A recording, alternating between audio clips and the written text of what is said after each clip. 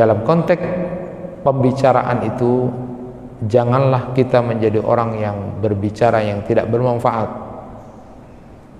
Usahakan apa yang kita bicarakan, usahakan apa yang kita sampaikan ada punya nilai, sehingga kita tidak termasuk orang-orang yang bodoh. Kenapa? Karena banyak orang disiksa di neraka itu ternyata bukan persoalan atau perkara-perkara yang besar, tetapi adalah karena dia mudah mengucapkan kata-kata atau kemudian memberikan komentar-komentar yang sebenarnya akan membuat dia tersiksa di akhirat. Bukankah di dalam hadis disebutkan ada orang yang kemudian menganggap perkataannya, alah cuma itu, alah cuma itu, alah cuma ngomong itu. Dia menganggap bahwa dengan omongan yang dia remehkan itu, ternyata dia disiksa di neraka 70 tahun lamanya. Dan kalau itu dia lakukan berulang kali, dia sampaikan kepada orang-orang yang lain lagi, tinggal menghitung saja. Yang dia remehkan 70 tahun, 70 tahun, 70 tahun. Itulah orang yang bodoh, karena dia berbicara sesuatu yang tidak bermanfaat. Maka berhati-hatilah jangan menjadi orang bodoh, karena Allah Subhanahu wa taala melarang kita untuk menjadi orang bodoh.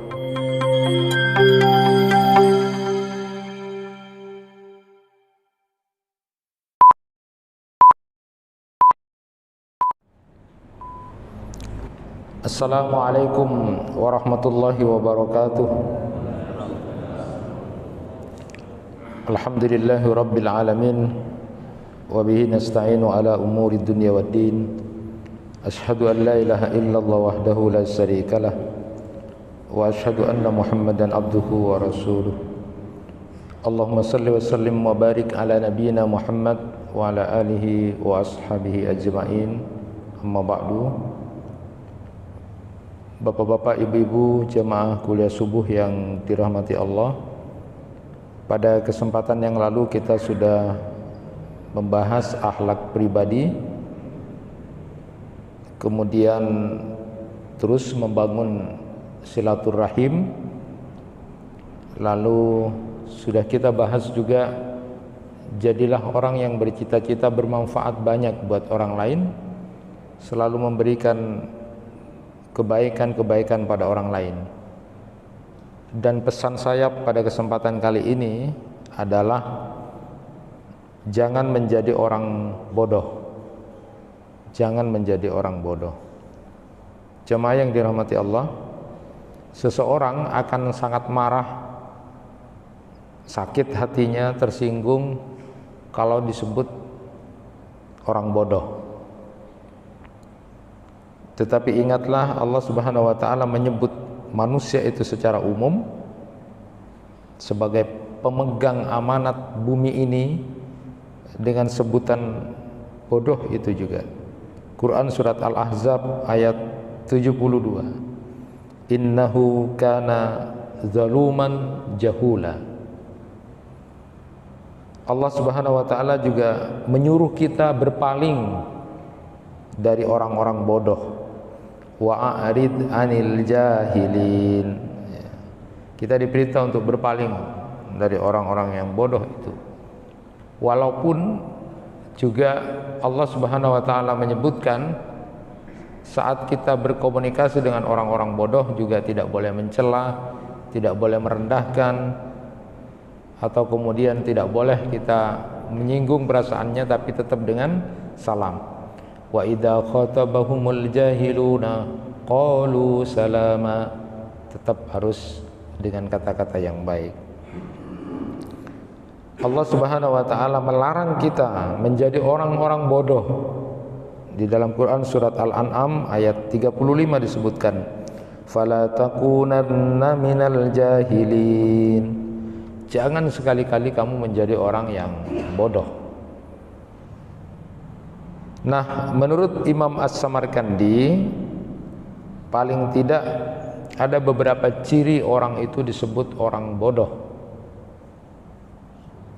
Yang pertama adalah menganggap bahwa dunia ini tujuan segala-galanya sampai dunia ini. Dia tidak pernah sama sekali berpikir tentang nasib akhiratnya.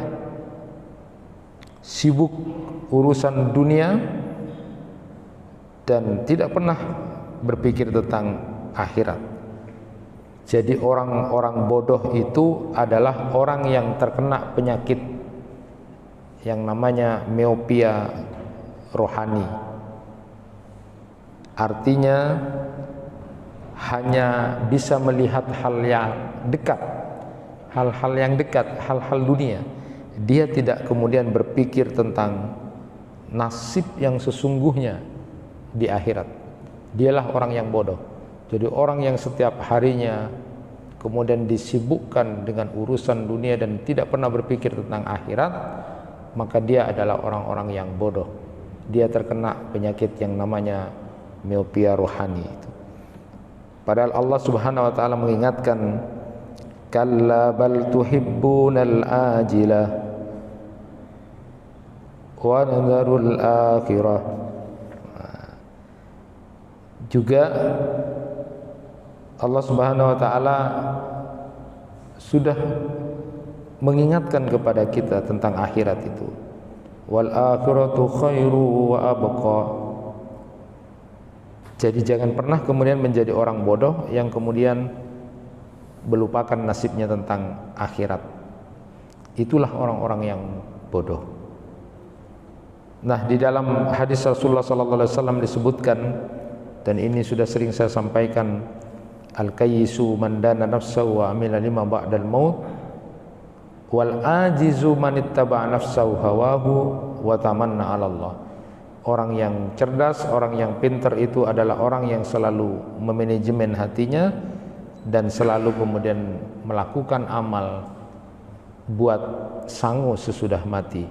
Sedangkan orang yang bodoh itu adalah orang yang selalu mengikuti nafsunya, lalu kemudian dia berangan-angan dapat ampunan dari Allah. Itulah dia orang yang bodoh. Nah, jemaah yang dirahmati Allah, kita sering mungkin diingatkan dengan ayat Al-Quran yang kadang-kadang salah dimengerti. Quran surat Al-Qasas ayat 77 itu, wabtagi fima ataqallahu ad-daral akhirah wala tansa nasibaka minad dunya wa ahsin kama ahsanallahu ilaik wala tabghil fasad fil ard innallaha la yuhibbul mufsidin.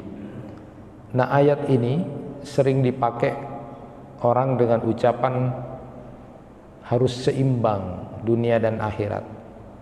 Padahal tidak ada di situ ada kalimat keseimbangan itu. Jadi ada orang kemudian mengasumsikan dunia dan akhirat itu harus seimbang. Ya 50-50% gitu. 12 jam untuk dunia, 12 jam untuk akhirat. Bukan begitu, tidak ada itu.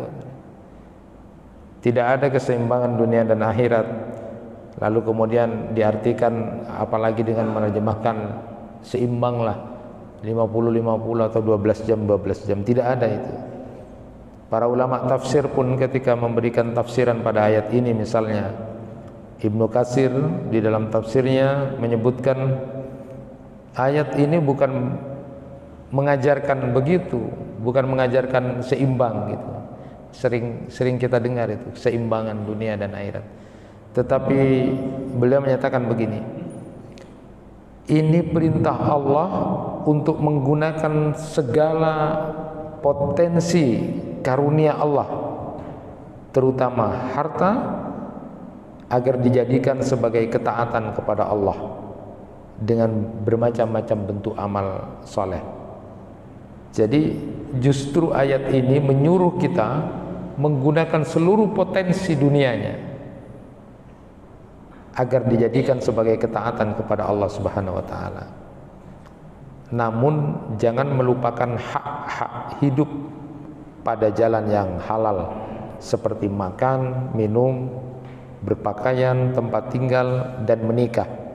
Kenapa? Karena tubuh kita, diri kita, keluarga kita juga punya hak.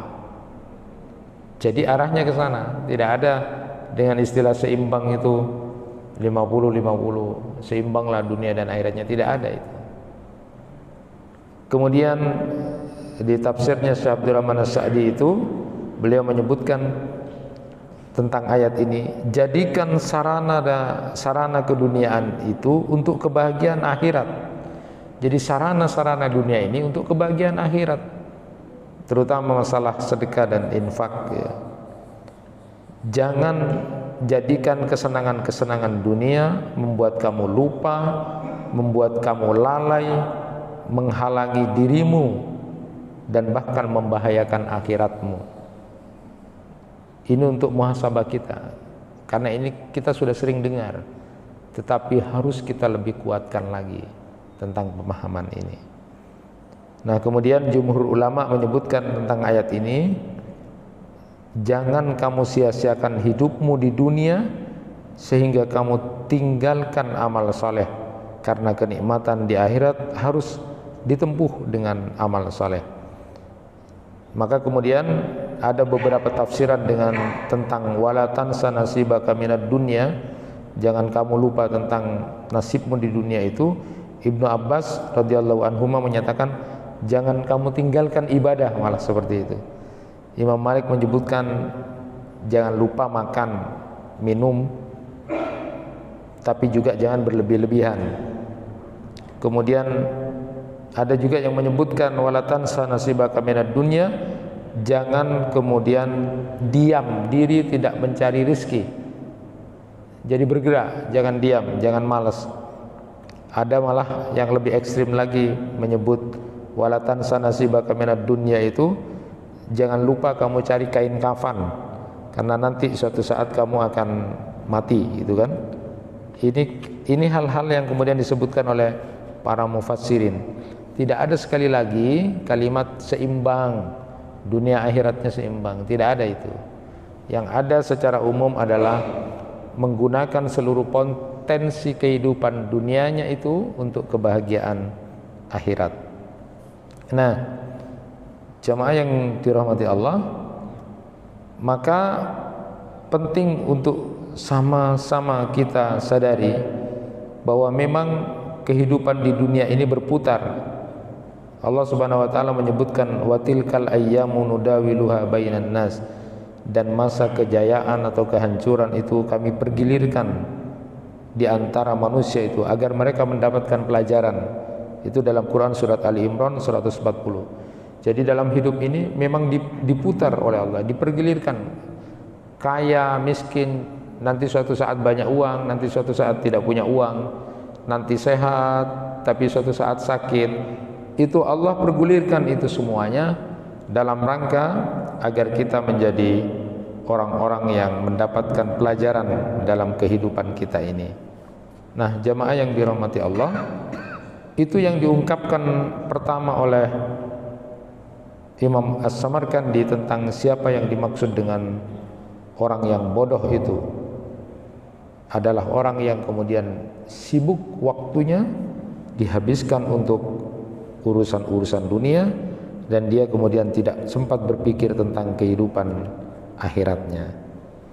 Dan ada yang menarik dari komentar atau pendapat dari Abu Bakar A'yasi itu, beliau menyatakan manusia itu kalau kehilangan uang itu lalu kemudian rame, dia kemudian menyebutkan innalillah, uangku hilang, innalillah, uangku hilang. Namun manakala kemudian dia satu harinya kemudian terlewati untuk tidak melakukan amal-amal soleh, maka dia tidak pernah kemudian menyesal, lalu kemudian dia tidak pernah rame-rame pada orang lain.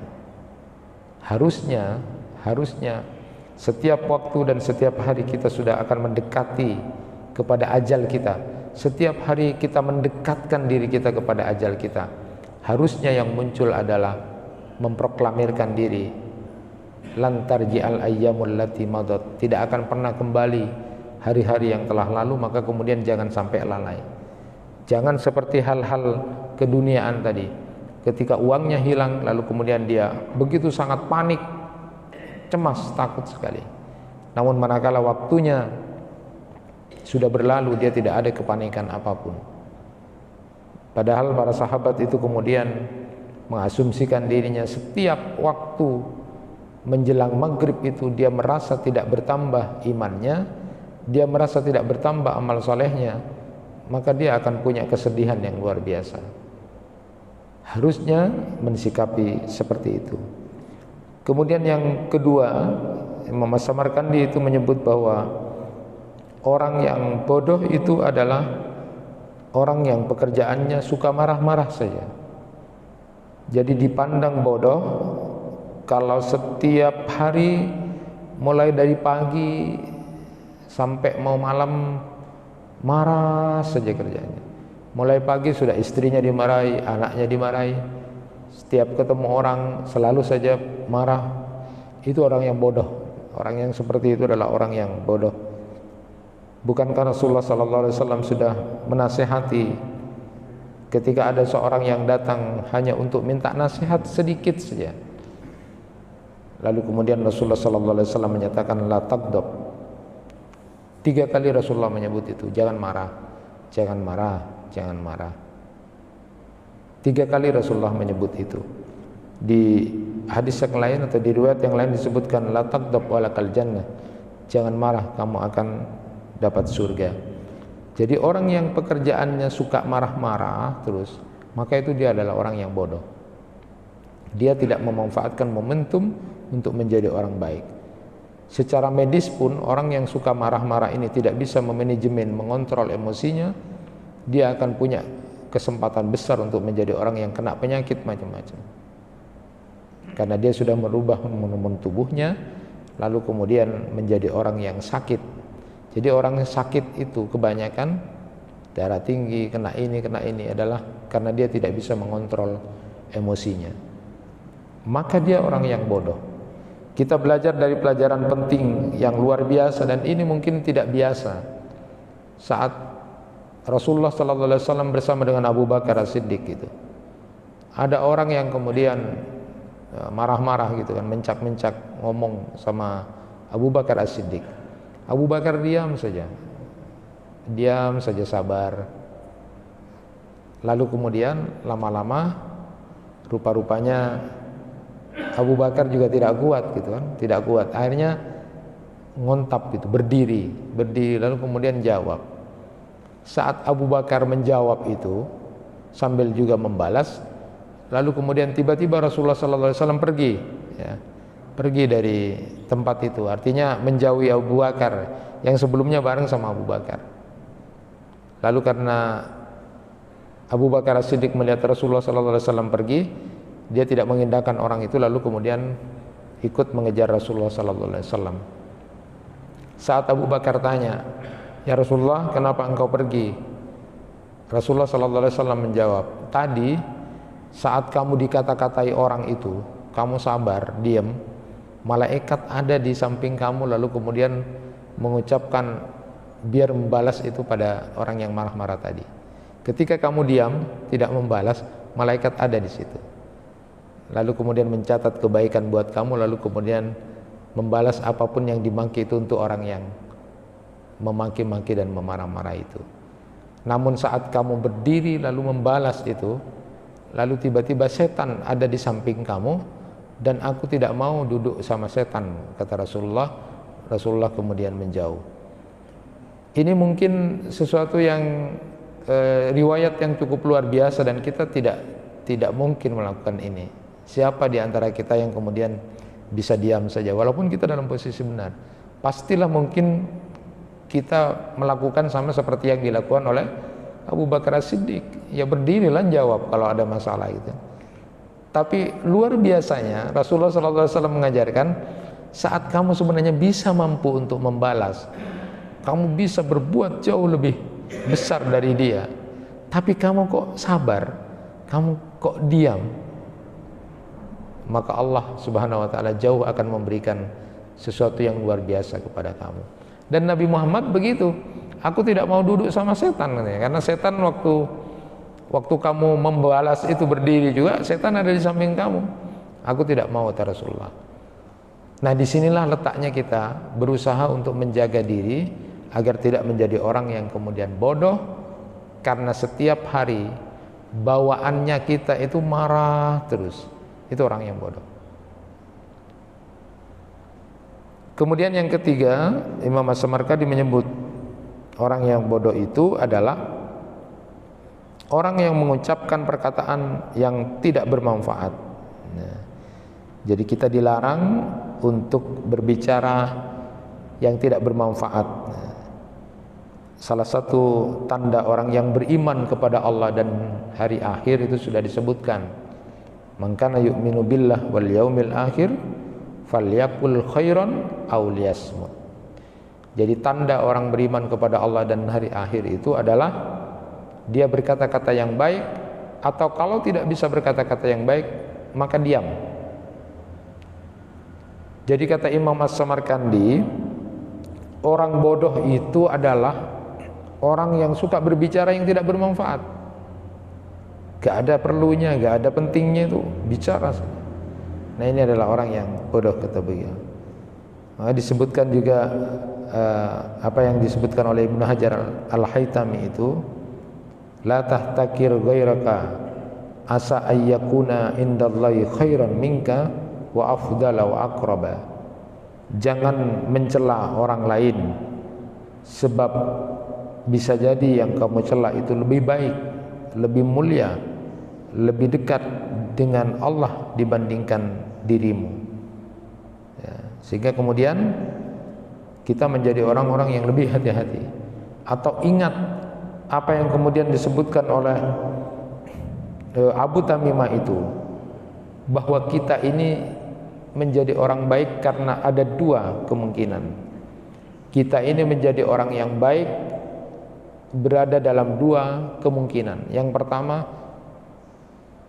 dosa-dosa kita, kesalahan kita, aib-aib kita ditutup, tidak ditampakkan oleh Allah kepada orang lain, sehingga kita menjadi orang baik. Sebenarnya kita punya dosa, punya kesalahan, punya aib-aib yang banyak, tapi kemudian oleh Allah ditutup, sehingga kemudian tidak terlihat kejelekan kita. Andaikan satu di antara kita melihat aib-aib kita, maka mungkin kita tidak akan pernah berteman dengan sahabat-sahabat kita, karena teman sahabat yang lain juga akan menjauh dari kita. Tetapi oleh karena Allah menutup aib-aib kita, dosa-dosa kita dan kesalahan kita, sekarang kita kelihatan menjadi orang baik. Atau yang kedua kemungkinannya adalah Allah masih meletakkan hal-hal baik di hati-hati sahabat kita. Allah meletakkan rasa kasih sayang kepada orang-orang yang ada di sekitar kita ini. Hatinya jadi lembut sehingga mau berteman dan bersahabat dengan kita, dan kita menjadi orang baik. Jadi kita menjadi orang baik itu sebenarnya adalah masih dalam dua kemungkinan ini. Karena kita ditutup aib-aibnya oleh Allah sehingga kemudian tidak tampak, atau kemudian Allah memberikan kelembutan hati kepada orang-orang di sekitar kita sehingga orang di sekitar kita pun mau bersahabat dengan kita. Nah, oleh karena itu dalam konteks pembicaraan itu janganlah kita menjadi orang yang berbicara yang tidak bermanfaat. Usahakan apa yang kita bicarakan, usahakan apa yang kita sampaikan ada punya nilai, sehingga kita tidak termasuk orang-orang yang bodoh. Kenapa? Karena banyak orang disiksa di neraka itu ternyata bukan persoalan atau perkara-perkara yang besar, tetapi adalah karena dia mudah mengucapkan kata-kata atau kemudian memberikan komentar-komentar yang sebenarnya akan membuat dia tersiksa di akhirat. Bukankah di dalam hadis disebutkan ada orang yang kemudian menganggap perkataannya, alah cuma itu, alah cuma itu, alah cuma ngomong itu. Dia menganggap bahwa dengan omongan yang dia remehkan itu, ternyata dia disiksa di neraka 70 tahun lamanya. Dan kalau itu dia lakukan berulang kali, dia sampaikan kepada orang-orang yang lain lagi, tinggal menghitung saja yang dia remehkan 70 tahun, 70 tahun, 70 tahun. Itulah orang yang bodoh, karena dia berbicara sesuatu yang tidak bermanfaat. Maka berhati-hatilah jangan menjadi orang bodoh, karena Allah Subhanahu wa taala melarang kita untuk menjadi orang bodoh. Wala takunanna minal jahilin, jangan sekali-kali kamu menjadi orang yang bodoh. Salah satu di antaranya adalah berbicara yang tidak bermanfaat, suka menyakiti, merendahkan dan meremehkan orang lain. Dan yang berikutnya adalah oleh Imam As-Samarkandi disebutkan, orang yang bodoh itu adalah orang yang menggunakan uang atau hartanya secara boros. Harta itu adalah amanat yang nanti akan dimintai tanggung jawab di hadapan Allah Subhanahu wa taala. Maka menggunakan harta itu harus benar, harus proporsional, tidak boleh berlebih-lebihan atau boros, tetapi juga tidak perlu bakhil. Allah Subhanahu wa taala mengingatkan, wala tubaddir tabdira innal mubaddirina kanu ikhwanas sayatin wa kana as-syaitanu li rabbih kafura. Jangan kamu bersikap mubadzir, tabzir ya. Karena orang yang tabzir itu, yang boros itu adalah temannya setan, dan setan itu kepada Tuhannya kufur. Jadi menggunakan harta itu jangan boros. Di dalam Al-Quran Allah Subhanahu wa taala menyebutkan ciri orang yang ibadur rahman, hamba-hamba Allah yang disayang oleh Allah itu adalah salah satunya walladzina idza anfaqu lam yusrifu wa lam yaqturu wa kana baina dzalika qawama. Jadi menggunakan harta itu tidak israf, berlebih-lebihan, semuanya berlebih-lebihan, habis gitu, sehingga kemudian tidak tersisa untuk dirinya dan juga kebutuhan keluarganya. Atau kemudian jangan menjadi orang yang kemudian bakhil, seperti orang yang melipatkan leher, bakhil benar, sangat tidak mau mengeluarkan sama sekali. Ini juga dilarang. Islam menganjurkan agar kemudian proporsional, jadi di tengah-tengah itu, tidak berlebih-lebihan, juga tidak kemudian menjadi orang yang bakhil. Orang yang bakhil seperti ini adalah orang yang bodoh ya. Karena nanti di dalam Al-Quran disebutkan orang-orang yang menyesal nanti di akhirat adalah orang-orang yang selama di dunia dia menyimpan, tidak pernah mengeluarkan untuk infak fisabilillah uangnya atau hartanya, dan lalu kemudian harta itu disetrikakan kepada wajahnya, kepada perutnya, dan kepada punggungnya. Oleh Syekh Imam Mutawalli Sya'rawi itu menyebutkan kenapa di dalam Al-Quran disebut 3 anggota badan itu yang disetrikakan harta yang tidak pernah mau diberikan pada saat di dunia, karena 3 anggota badan itu merupakan simbol dari penolakan untuk berbuat baik. Apa itu? Mukanya, karena dia suka memandang rendah orang lain yang tidak punya. Jadi kalau orang-orang kaya itu memandang sinis wajahnya, itu wajahnya disetrikakan, itu harta yang kamu kemudian pelihara itu. Lalu kemudian perutnya disetrikakan, yaitu kamu sibuk mikirkan nasibmu sendiri, enak perutmu sendiri, itu tidak pernah kemudian mikir orang lain. Lalu kemudian disetrikakan ke punggungnya, karena punggung itu kemudian membalikkan dirinya untuk melihat orang-orang tidak punya, dibalikkan tubuhnya. 3 anggota badan inilah yang kemudian oleh Allah Subhanahu wa taala nanti akan disetrikakan harta itu. Tetapi di sisi lain juga jangan terlalu boros sehingga kemudian memberatkan apa yang menjadi tanggungan atau beban dari keluarganya. Ketika Rasulullah sallallahu alaihi wasallam diaduin oleh Sa'ad bin Abi Waqqas itu tentang hartanya yang banyak, sementara dia punya anak putri 1 saja, lalu kemudian mau dikemanakan harta itu? Bolehkah aku sedekahkan seluruhnya? Maka Rasulullah mengatakan, jangan, kamu masih punya tanggungan. Bagaimana kalau separuhnya? Masih terlalu banyak.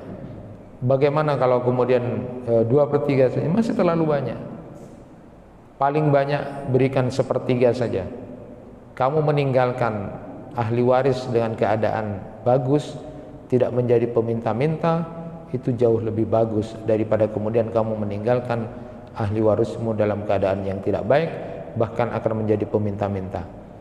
Artinya satu sisi kita disuruh untuk menjadi orang yang kemudian berinfak, rajin melakukan fisabilillah itu dengan harta yang kita punya, tetapi di sisi lain jangan kemudian melupakan apa yang menjadi hak atau tanggungan kebutuhan dan keperluan dari keluarga.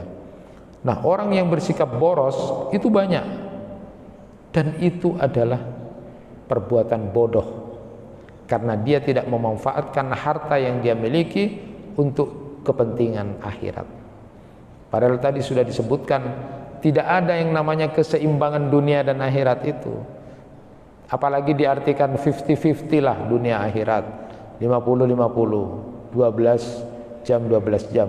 Walaupun itu tujuannya adalah untuk motivasi, tetapi yang benar adalah agama kita menyuruh kita untuk memaksimalkan seluruh potensi yang kita miliki di dunia ini.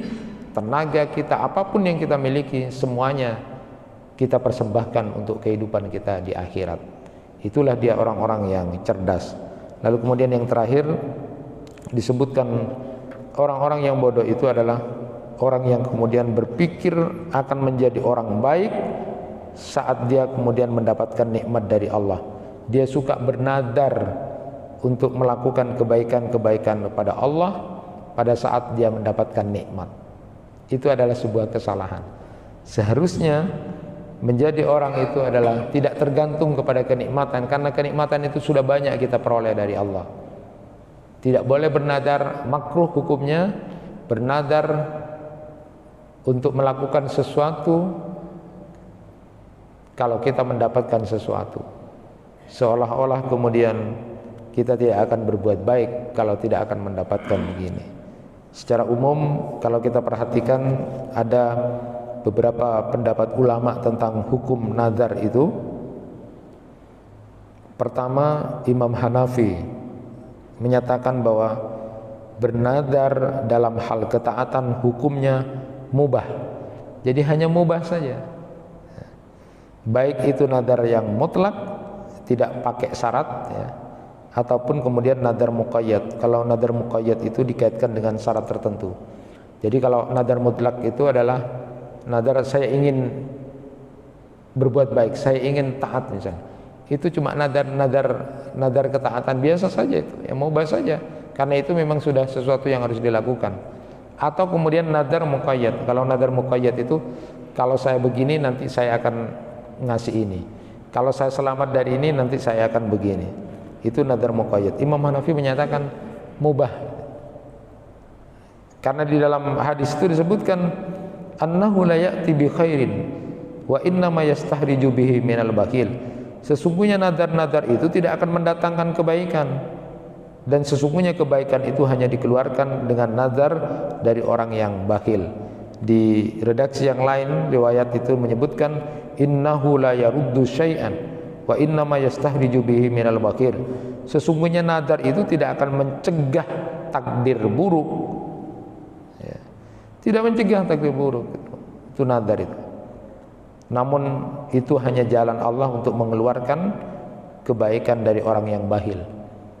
Karena tentu orang yang berniat akan memberikan sesuatu kalau begini itu orang bakhil itu. Jadi kalau nanti tidak tercapai itunya, tidak jadi diberikan. Itu bakhil. Allah hanya akan mengeluarkan orang-orang bakhil itu artinya dengan cara dia kemudian bernadar. Maka hukumnya mubah saja menurut Imam Hanafi. Jadi lakukan kebaikan-kebaikan saja, tidak usah bernadar begini. Yang kedua, menurut Imam Malik itu malah nazar mutlak itu yang tidak dikaitkan dengan syarat, maka itu mandub atau sunnah ya. Jadi kalau nazar tadi saya ingin melakukan ketaatan kepada Allah, saya ingin melakukan begini, itu nazar tapi tidak ada syarat, itu sunnah, itu mandub ya, itu menurut Imam Malik. Sedangkan nazar yang bersyarat atau nazar muqayyad itu maka dibilang itu adalah sesuatu yang harus dijauhi. Nah, ini pendapat dari Imam Malik. Sedangkan Imam Syafi'i dan Imam Ahmad itu menyatakan hukum nazar itu adalah makruh. Ya, makruh itu artinya dijauhi, ya, jangan, tidak perlu. Ya, tetapi tidak sampai makruh tahrim, ya. Walaupun di dalam ayat-ayat Al-Quran memang sudah disebutkan kalau sudah kadung bernadar memang wajib untuk dilakukan. Jadi karena salah satu makna dari nadar itu adalah mewajibkan satu perbuatan yang sebelumnya tidak wajib. Itu wajib dikerjakan dan harus dipenuhi. Tetapi menurut Imam Syafi'i dan Imam Ahmad sekali lagi itu adalah makruh. Tidak perlu begitu itu. Tetapi yang perlu dilakukan adalah melakukan kebaikan tanpa harus dengan syarat seperti itu. Nah, bagaimana kalau kemudian melakukan syukuran terhadap nikmat yang diperoleh atau kemudian terlepas dari musibah? Ya tidak usah dinadarkan, itu lakukan saja. Itu bagian dari ekspresi kesyukuran kita kepada Allah Subhanahu wa taala. Karena coba bayangkan misalnya, nanti saya akan ngasih Masjid Darussalam 5 juta kalau saya goal menjadi kasih atau goal menjadi anggota DPRD misalnya. Tahu-tahu tidak jadi, Pak. Uang 5 jutanya dikasih enggak? Enggak dikasih karena tidak jadi. Nah, terus uang yang 5 juta itu apa nilainya? Padahal tanpa itu pun sebenarnya dia bisa melakukan kebaikan. Ini merupakan sebuah gambaran bahwa nadar-nadarmu itu tidak akan merubah takdir burukmu, tetapi itu cara Allah untuk mengeluarkan harta bakhilmu dengan cara seperti itu. Kalau kemudian goal, jadi ya keluarlah harta itu memang, tapi nilainya hanya untuk dikeluarkan karena dia bakhil dengan hartanya itu. Nah, itulah yang bisa disampaikan. Sekali lagi, satu sisi kita diajarkan untuk terus membangun akhlak yang baik pada diri kita, mulai dari sikap penampilan kita, apapun yang ada pada kita, lalu kemudian membangun silaturahim, lalu terus berpikir untuk bermanfaat buat orang lain. Banyak bermanfaat, saya harus bermanfaat.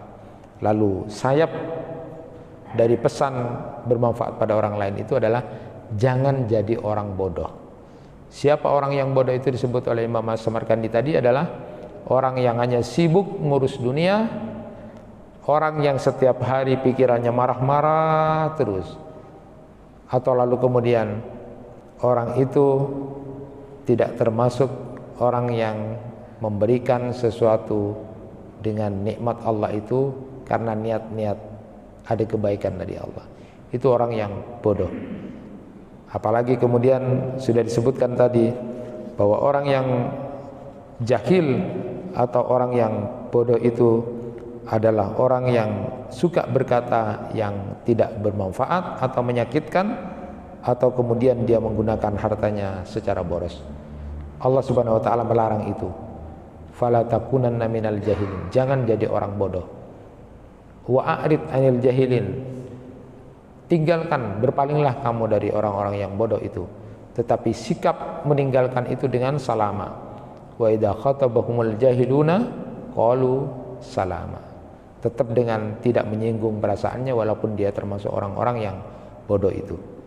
Berhadapan dengan orang yang suka marah-marah, berhadapan dengan orang yang boros, berhadapan dengan orang yang selalu berbicara yang tidak bermanfaat, berhadapan dengan orang yang hidupnya ngurus dunia saja, maka kita palingkan diri kita dengan orang-orang seperti itu. Tetapi di sisi lain juga cara memalingkan diri kita dari orang-orang seperti itu tidak dengan cara merendahkan atau kemudian meremehkan, apalagi kemudian menganggap kita jauh lebih baik dari dia. Tetapi teruslah menjadikan diri kita ini lebih berhati-hati untuk tidak mengikuti langkah-langkah kebodohan itu dan menjadikan diri kita orang-orang yang bodoh. Na'udzubillahi min dzalik. Semoga apa yang bisa disampaikan ini bisa memberikan pencerahan kepada kita untuk bisa menjadi hamba Allah yang selalu dicintai oleh Allah Subhanahu wa taala dengan menjauhkan diri dari sifat dan sikap menjadi orang yang bodoh. Subhanakallahumma wa bihamdika asyhadu an la ilaha illa anta astaghfiruka wa atubu ilaik. Kurang lebihnya mohon maaf. Wassalamualaikum warahmatullahi wabarakatuh.